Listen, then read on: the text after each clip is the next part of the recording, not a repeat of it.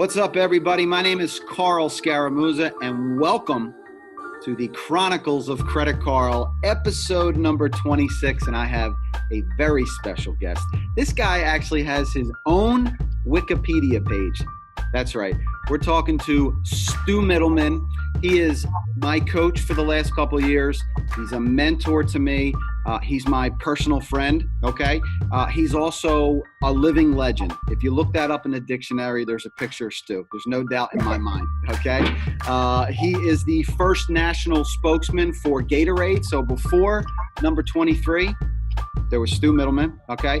We're going to talk about his trek across the country. In 2000, he went from California to New York, 57 consecutive days, which is 2 marathons a day for you people out there. Unbelievable. And came out of it with more energy at the end of the journey, okay? What else we got going on? He's on the Ultrarunning Hall of Fame. I think there's under 10 people on that list. And then also a 6-day race in, what was that, 85, where he ran 577 miles in 6 days. I think that record still stands according to Wikipedia, which is under 100 miles a day for 6 days. This guy's a bad man. Stu, I could go on and on with this intro, but you got to say hello. Yeah, that's getting tired listening to you. Oh, man, I appreciate I appreciate you coming on the show, man. You mean so much to me. Thank you for taking time out of your day to, kind of share your journey. Also, we can't forget about Slow Burn. That's how I met Stu Mittleman, was Slow Burn, which was on a Tony Robbins CD. I was just burning this CD over and over and over again.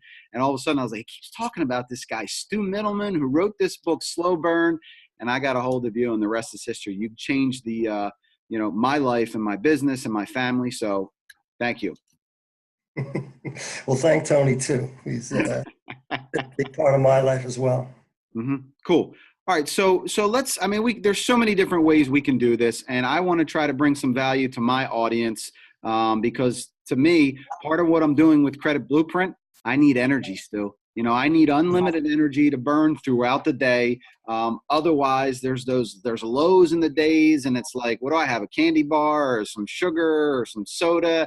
So, how do you maintain that energy from our workouts in the morning and kind of burn fat throughout the day? And that's the stuff that you really just changed my life with. So let's go back to the Boston Marathon in the 70s, because I want to talk about some of your accomplishments and then some of the things you learned that really stand out to me. So in 1977, Boston Marathon, why don't you take it over from there, your first Boston Marathon, how excited you were and what happened?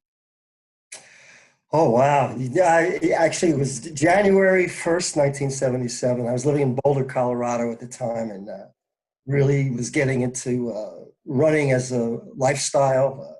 Actually got a chance to train a few times with Frank Shorter's group at the University of Colorado Fieldhouse. And I ran up Flagstaff Mountain January 1st. I was just ecstatic the way my life was headed, and I made the New Year's resolution to run the Boston Marathon, which I had always wanted to do. I went to grad school up at the University of Connecticut. A lot of runners did Boston on a regular basis. That time I had strict qualifying restrictions, which I didn't know about. But I literally ran down Flagstaff Mountain, and I ran into Frank Shorter's store, which was open, and on New Year's Day. And I said, I want to run the Boston Marathon. What do I have to do? And so the guy working behind the desk, or the cash register there, said, well, you got to qualify. And I said, well, what's qualifying? You got to run it in under 3 hours. When's the next marathon? So he said, Mission Bay Marathon, San Diego, was 14 days later. So they gave me the number of the race director. I called him. I asked if I could get in. And he said, yeah, sure. And I sent in the money, booked a ticket on my diminishing credit line that I had on my credit card. Just hanging out in Boulder, living in a basement of somebody's house. And I decided my training regimen would be 10 miles a day for 10 straight days. That was my preparation. I ended up running it in 2:46. My first And I came back ecstatic, very happy, and decided that I was going to dedicate what it was the next February, March, April, the next 3 months to training for the Boston Marathon. I got a job as a prep cook in a local restaurant. I was working as a bouncer at a local bar, and I organized my day around training, and I trained with Shorter's team the rest of the time, and I read every article I could read in Runner's World and Running Times, and I was training with some top runners there, and I get to Boston, and I think my number was something like 3,000, and I was like way in the back, and I'm having these visions. Man, I did 246 the first time. Didn't know what I was doing. Maybe I'll, break 220 the second time. Maybe I'll even challenge for the top. And I made a decision rather than start way back. I snuck up to the front line. Couldn't get on the road, so I stood in a ditch. It was like a drainage ditch. It looked like a big cement pipe that had been cut in half. So it was just the bottom of it curved. And I stood in the ditch. The gun went off, and not 10 yards into the event, my foot landed in a hole, and I twisted my ankle. And I'm going, this can't be happening. And I spent about 10 miles totally ignoring it, and ended up realizing around a 10-mile point that I'm not going to be able to do this. I'm not going to win. I'm not even going to have a good time. And I just sat down on the curb and felt pretty down, didn't know what to do. And I remember looking up, and I saw an aid station up above, and they were handing ice off to people. And for some idiot reason, I was wearing almost knee-length basketball style socks, like not realizing why I had done that, but maybe I had this, and then I had a bandana on. So I'm looking at the ice, looking at the socks, looking at the bandana, and I hobble over to the aid station, and I fill up my sock with ice. I tie the bandana to keep the ice in, and I started hobbling along the way. And people thought the ice was my ankle swollen, and they were going, you're never going to run again. You keep running on that swollen ankle. I ended up finishing it, finished it in a little over 4 hours. I remember, because it was a 4-hour cutoff. I remember looking up, it was like 4:01, 23 or something like that. And I met my parents there at the hotel at the Prudential Center, and got back into the room, and some of my high school buddies were there that were going to school in Boston. And I remember, they were all talking about the event and what a great event it was, and how it was such a great thing I finished. And I'm sitting there going, like, if all I did was finish and I can't move again for weeks, what's the point? I mean, what prove? And so I kind of drew upon all the knowledge that I had about, my own health and things that I had read about, and I filled up the bathtub with ice and and water, and basically what I did, I stayed up all night. I put my ankle in the ice water for 20 minutes, took it out for 20 minutes. I did that 3 times, and then I'd run the faucet. After I did that for an hour, I ran the faucet with hot water, and I took a hand towel, got it soaking hot water, squeezed it out, and then alternate hot and cold for an hour. I'd do 20 minutes cold, 20 minutes hot, and I'd alternate that. And then I woke up in the morning, and I ran 6 miles. It was, to me, a real turning point in my understanding of what's possible. It wasn't finishing the event that became the focus. It was what I built from that and what I learned from that.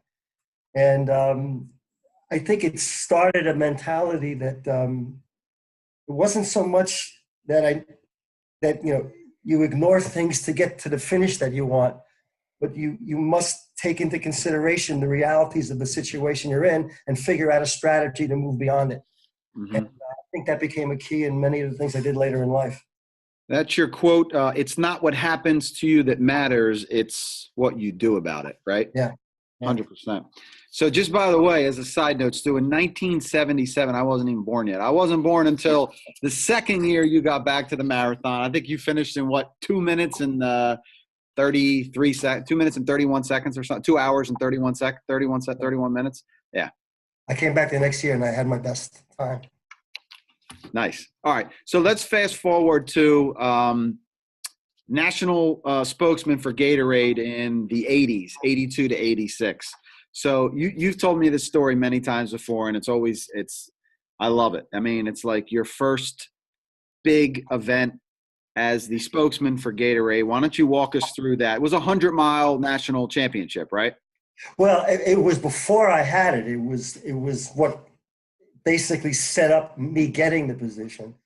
It was 1982. It was the third year.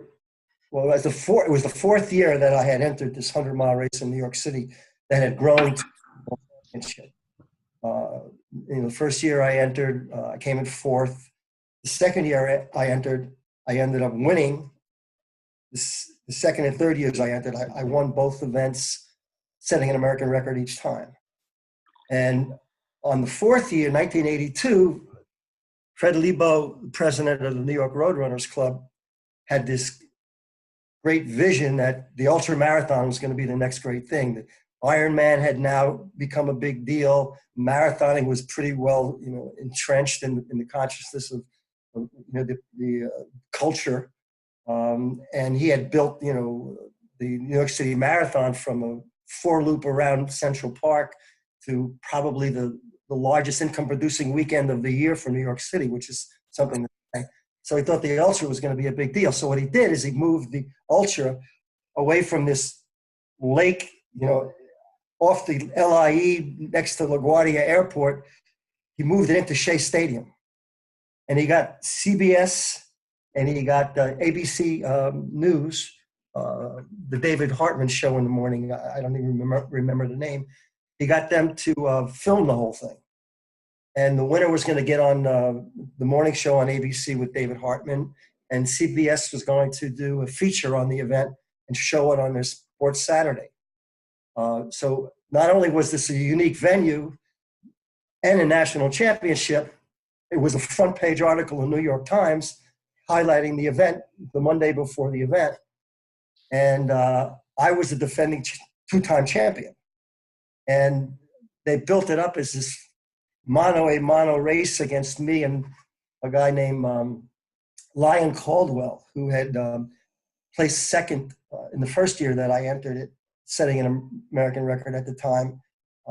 And he had not run the race since then. And he was now a medical doctor living on a reservation in Arizona, getting ready for the event. And I woke up Monday morning and there was this front page article in the Sports Monday, and it was all about me. And it was a lot that I was feeling that I had to do well in this race. I won it 2 years in a row, and I'm going to race this guy. And I'll never forget the lead up to the event. It started raining on Wednesday. The race was Friday night. It rained all day Thursday. It rained all day Friday. I'm sitting in my apartment listening to the radio, and they had declared Connecticut a disaster area from the flooding. We get to the race site, my crew and I, and it was a quarter of a mile on the track around I forgot what they call it, where the players jog around the track inside the stadium. Right. So you're a quarter mile inside the stadium, 3/4 of a mile outside the stadium. And number one, we were standing on the entryway to the field, and we were watching the cones to identify where the race course was floating away. And we're all going, they're going to postpone this thing, aren't they?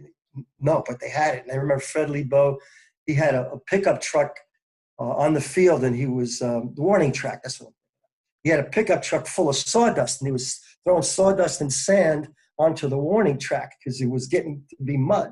Mm-hmm. That I look at that was like, if anybody asked me what was the most challenging event I ever did, it was that race. And I ran it like a 10K. I just and hung on for dear life. I ended up winning the race by 20 minutes. I did a 12-hour, 56-minute, 100-mile race. I think it averaged to 7:45 a mile. And I don't think I ever recovered from it.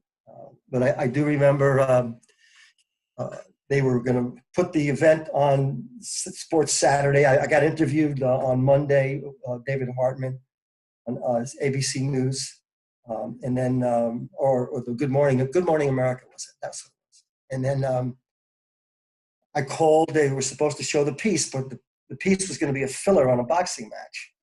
And the first boxing match went the distance, so they pulled it.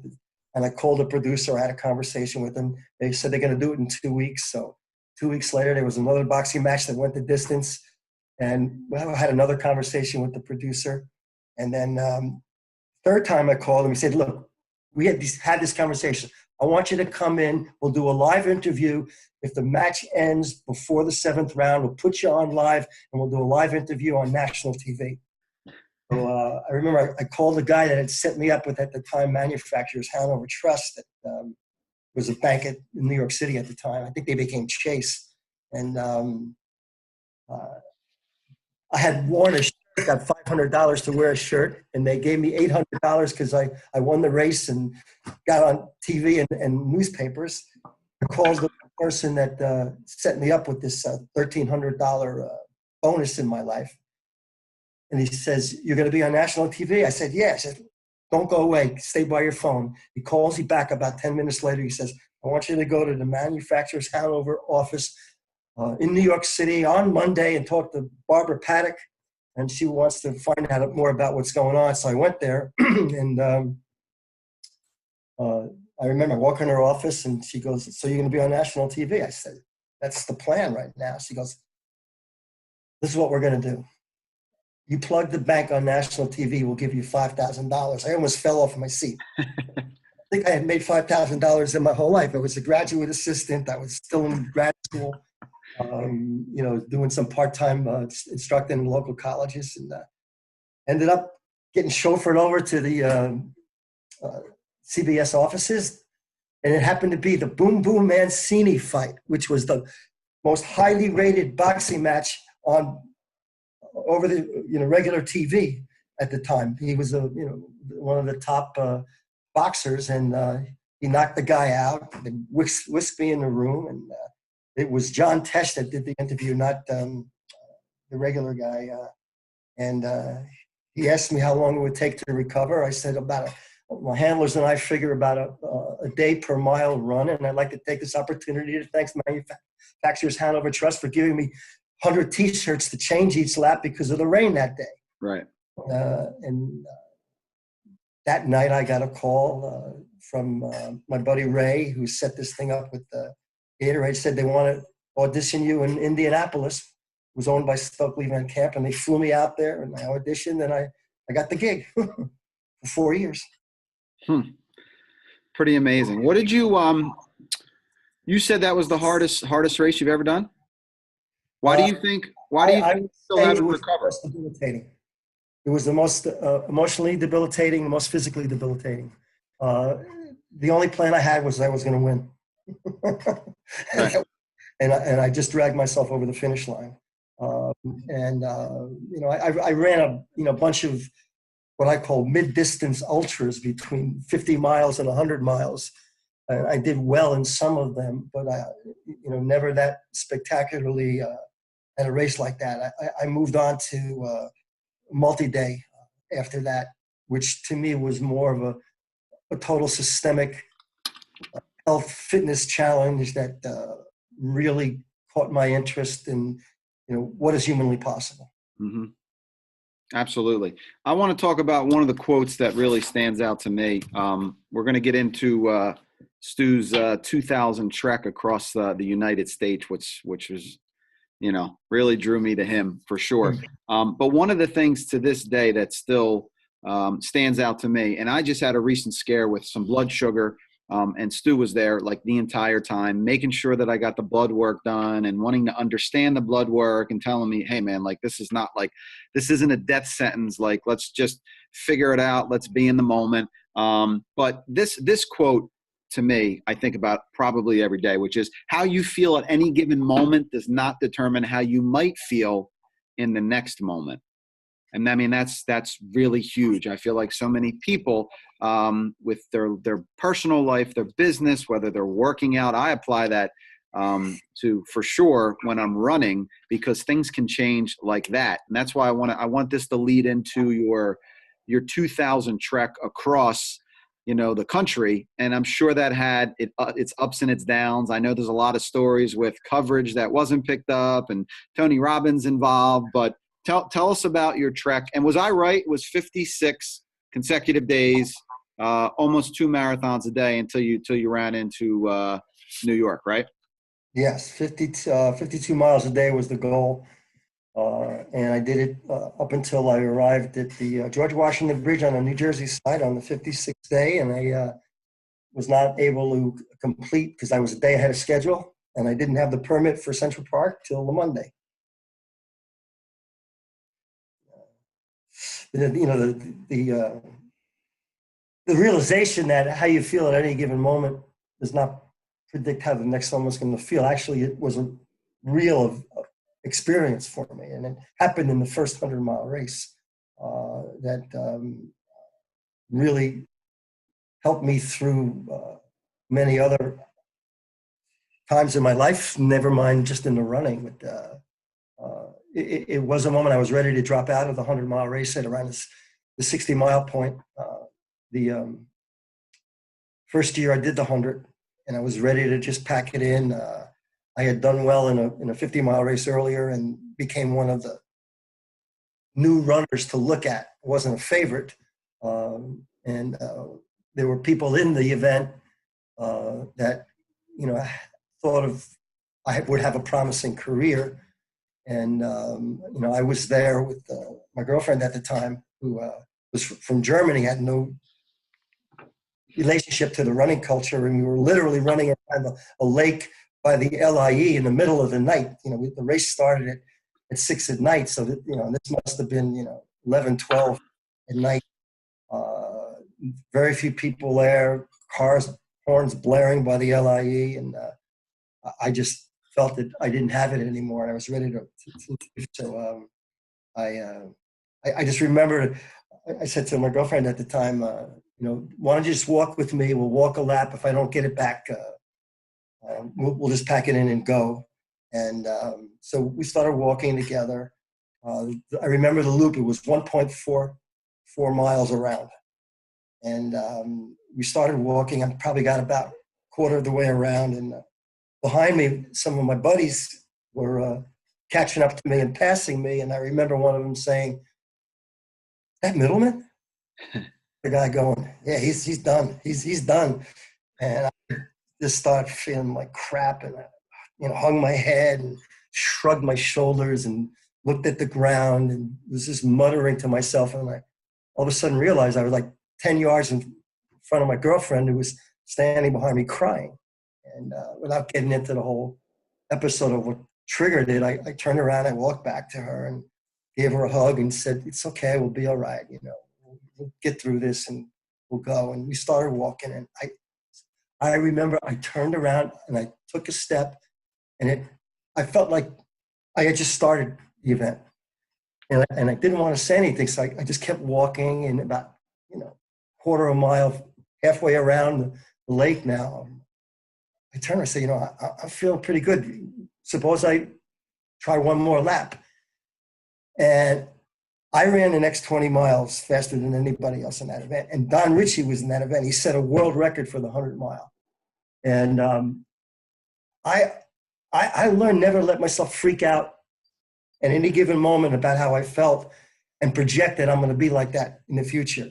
And if I just stay with what I'm experiencing and figure out how to work through it, things can change. I I really believe that the human body creates its own energy. We don't get it from without. We don't run out of energy because we ran out of food. We impaired our body's ability to create its own energy by how we train and what we eat, and really our mindset. So that became a significant lesson that did parlay into the the run across America, because when actually the journey across America, I think the website's still active, journeyacrossamerica.com. But the goal wasn't to finish an event and reap the laurels of the event. The goal was building on it day after day after day. I mean, so what? I did this today. Can I do it again tomorrow? And if I can do it again indefinitely, it's not only that, I'm not holding my breath to get through the finish. It's that my body's working in a way that it's repeatable. And the whole notion of having the day become repeatable with the same kind of energy I put in the day before was very a driving force in understanding what I was doing and how I could do it better.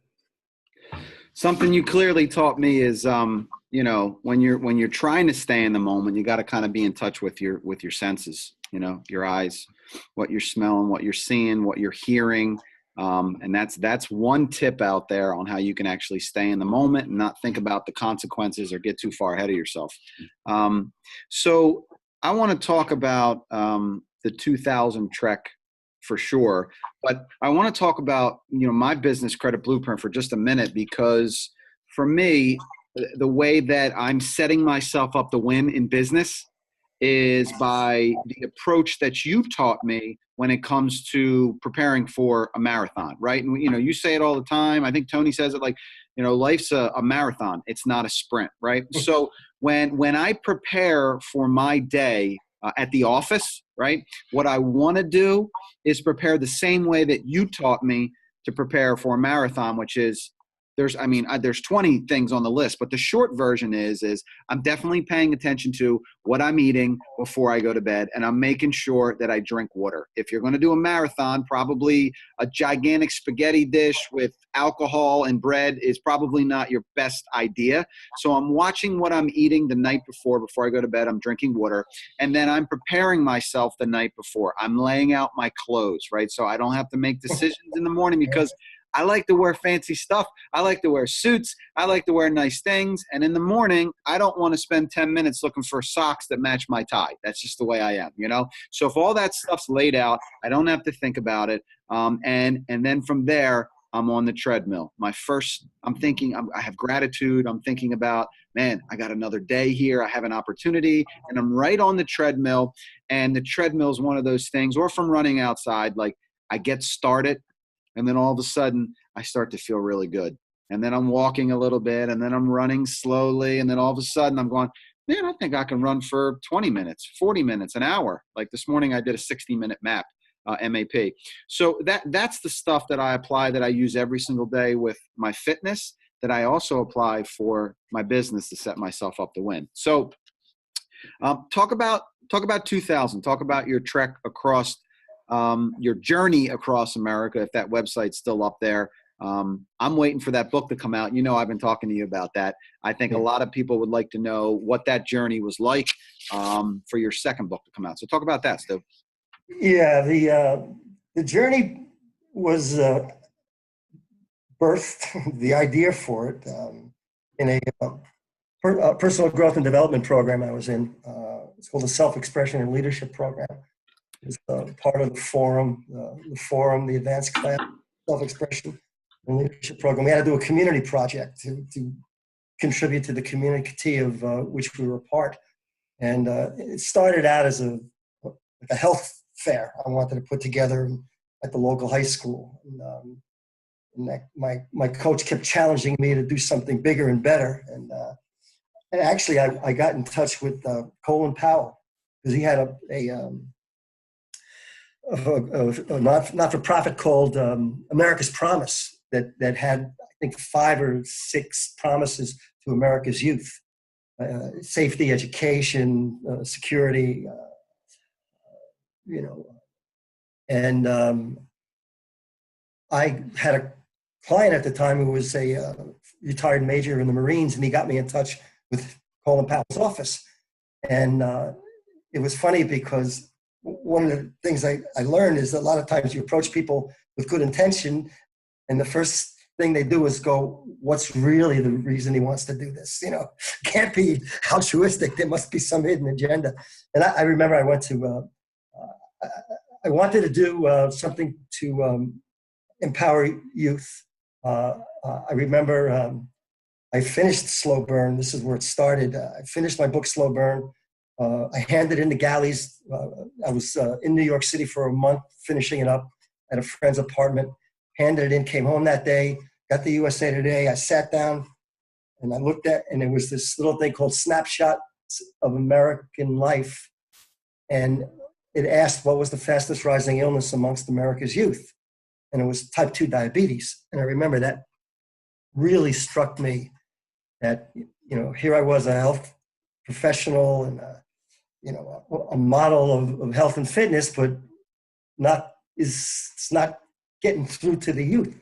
They're becoming obese, they're becoming sick, and type 2 diabetes in particular, caught my attention because growing up, that was late onset. It was called. It was something that old people got. Right. And so I went to the Juvenile Diabetes Association, American Diabetes Association, and wasn't really happy with the response I was getting. So I ended up going to Tony Robbins. And Tony and I talked about this, and I said, I'll raise money for your foundation, but it's got to go to a youth leadership program where, I can contribute, be part of it. And eventually the run became some seed money for the Global Youth Leadership Summit that's still going on. And my daughter's a 3-year graduate of one of my daughters went for 1 year. My youngest daughter is going for 3. Changed her life dramatically, a wonderful program. So that was the driving force of the event. I wasn't trying to set a record. I wasn't doing it to draw attention to myself. I was drawing attention to the fact that as adults, we need to do something to empower our kids, to give them the support they need to create a healthy and vital, vigorous, energetic life. So we ended up raising about $175,000. Most of it went to Tony's foundation, that was. I remember Tony put me on speaker when he did his Date with Destiny in Palm Desert, California that year, because I was originally going to leave from that event to run across the United States, and I ended up moving it up to May. I left in May. So I was somewhere outside of Indianapolis when Tony calls me on the phone and pipes me into his event. And that's a lot of the story about the day before came to be. He goes, Stu, when you wake up in the morning, how do you get ready to go run 2 marathons each day? And I said, the preparation for the marathon begins the day before. As soon as I'm done, I remember we had this thing, we had a stairway to get into the recreational vehicle that was the motor coach. And every step I took, I stopped and I stretched my Achilles out. I do a calf stretch. So, and then as soon as I got in, I get work done. I get a massage. I'd clean up before I ate, and then I'd eat, and then I do another meditation before I went to bed.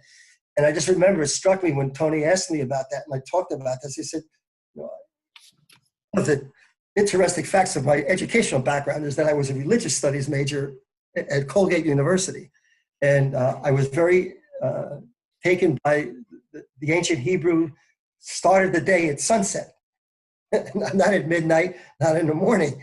And I always found that intriguing. And how can you get the most out of your day? Of course, it's the day begins the day before. Prepare for it. Get everything ready. So when you wake up in the morning, you go. You're not, as you say, you're not looking for the tie that matches the shirt that fits in the jacket that you have. So I don't go to bed until everything's ready for me in the morning. So I'm ready to go as soon as I get up. 100%. I apply that to my life every single day. I'm not perfect at it, so I'm certainly not sitting here going, I don't have alcohol, I don't have a bad meal late at night. But I was just talking to my wife about this morning, and I'm like, my most successful mornings, my starts, which lead to the best days that I have, are the ones that I am literally preparing myself like I'm running 26 miles, waking up the next day, and everything's laid out. I thought about my breakfast, my lunch, how my day is going to start, and everything's right there. And I just really set myself up to win. Okay. You guys gotta, if you're just tuning in here, this book here, Slow Burn. Stu Mittleman is my guest on the Chronicles of Credit Carl. The foreword by none other than Tony Robbins, right? You were out there in the 90s working with Tony Robbins from, I don't know, for 10 years, 91 to 01, part of this journey, something like that. Exactly. Yeah. Pretty amazing. And I'll go back to that. I was listening to that CD over and over and over again. He kept mentioning your name. He said, this guy Stu, right? He went out there and he met this tribe. Oh, that's awesome. Look at that. I love that. He went out there and he met this tribe in I don't know, it was Africa. They one day they just got up and ran 76 miles a day, and the rest is history. Right. So anything else, Stu, you want to talk about? Because I think I could probably talk to you for 2 hours about your accomplishments and what you've done for me. We could talk about the book. I mean, there's so many things I wanted to touch on the book. There's just not enough time. So I'm sure everyone's going to want you to jump back on my show here and talk a little bit more. But anything else you have upcoming, or they can still get the book, right? Slow Burn, still available. It's something I go back to all the time. I go back. Yeah. It's still available. Walmart, at Amazon. I pick up a few copies every now and then, hand it out to people that are out here in the desert with me. You wrote a book? Yeah. The next one is in the works. It's my favorite title. The working title is "It Only Hurts When I Stop." I love it. Well, everybody should definitely go out and get this book. Stay tuned for Stu's next book. And it's a pleasure to have you on the show. You are a wealth of information. You mean a lot to me. So I appreciate you taking time out of your day and sharing your stories. Go out and get this book, watch for the next book. And that's it. That's all I got for you guys today. Thanks for joining us, Stu. Okay. Thanks, Carl. Speak with you soon. All right. You got it.